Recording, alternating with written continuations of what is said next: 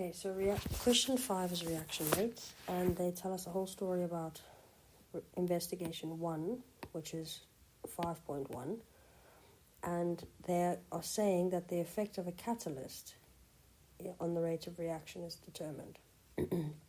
So what they're doing is the reaction between aluminium and excess sulfuric acid.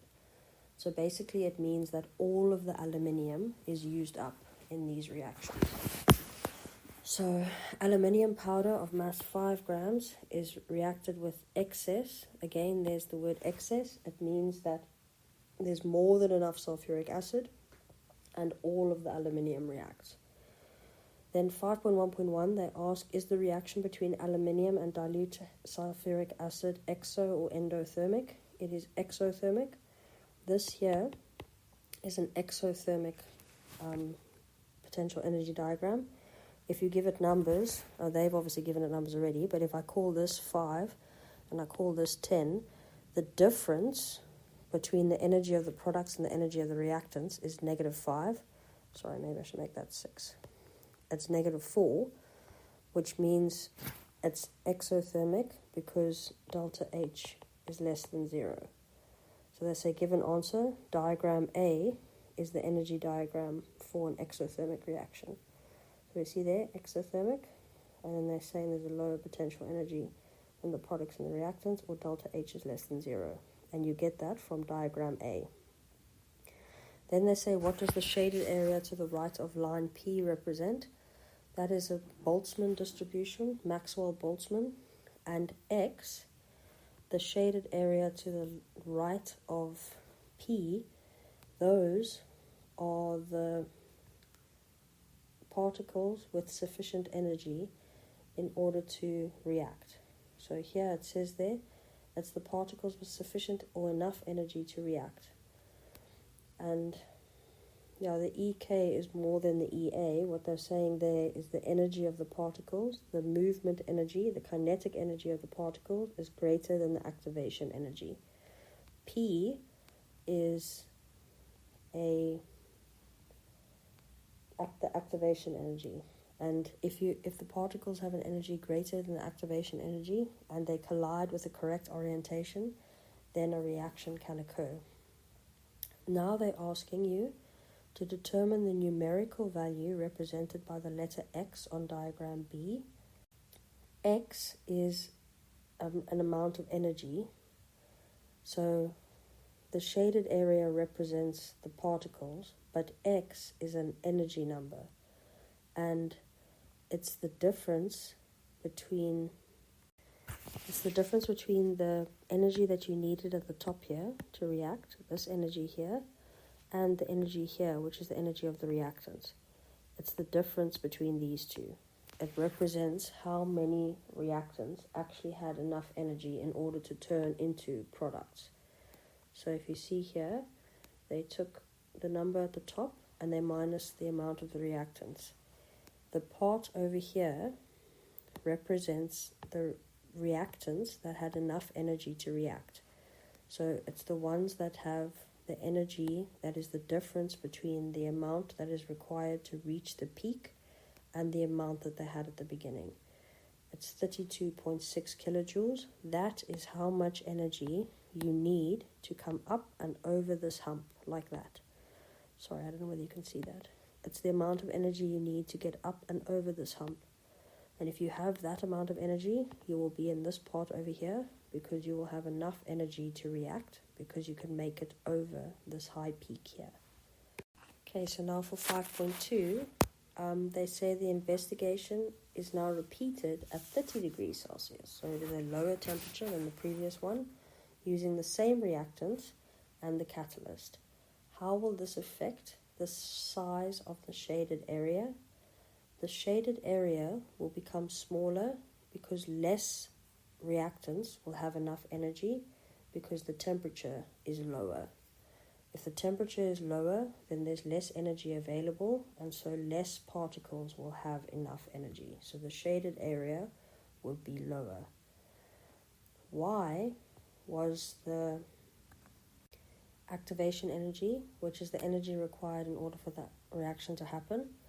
And I think they're trying to trick you because here they say catalyst, but in the previous investigation there was also a catalyst. The difference between investigation number 1 and investigation number 2 is actually the temperature. So now they're saying, how will the change in temperature affect the energy required in order for the reactants to form products? The activation energy will stay the same. The activation energy is only affected if you add a catalyst, but both reaction 1 and reaction 2 had a catalyst. Then for 5.2.3, the total volume of hydrogen gas produced, that would be affected by changing the amounts of the reactants. Again, we haven't done that here. We've only changed the temperature of the reaction, so that should also just stay the same. Now, for reaction 3, they have done impure aluminium powder. They've used impure aluminium powder, and they typically shout the important words, and they have also done this reaction at the same temperature as the first one. So the second one was done at 30 degrees, the first one was done at 60, and the third one was also done at 60, but here they used impure aluminium powder. And they tell you that the impurities do not react. So what is the independent variable for this reaction? What is the thing that they have decided to change? You can see here, it is the concentration of the H2SO4. So they are changing the concentration of the H2SO4 in each of the runs, and they are measuring the average rate of volume of H2 produced. So they are measuring reaction rate, and they are using the independent variable is the concentration. So 5.3.1, it's the concentration of H2SO4. It's better if you write of sulfuric acid, but you can see here that you don't actually have to. Then they say use collision theory to explain how the average rate of reaction is affected by this investigation. So if you increase the concentration of H2SO4, you are increasing the number of particles per unit volume. That is writing increase in the concentration in words. If you increase the concentration, you increase the number of particles per unit volume, which means you will get more effective collision per unit time. So there is that important statement that I told you about, per unit time. So they want you to say that. That is an important part of collision theory, and so therefore it is a higher reactant rate. So there are more H2SO4 particles per unit volume, which means there are more effective collisions per unit time, and therefore there is a higher reaction rate. Okay, then here's this terrible stoichiometry question, which is actually not too bad, but I don't know. People don't like stoichiometry and reaction rates. They ask you, or they tell you that it took 2.6 minutes. Sorry, that's not a pen. It took 2.6 minutes for that reaction to finish. 2.6 minutes, which again is a bit weird, but anyway. But they give you the rate in centimeters squared per second. 2.6 minutes. I'm not sure if you're familiar with how to convert between minutes and seconds, but 2 minutes is 120 seconds, and 0.6 of a minute, it's 0.6 times 60.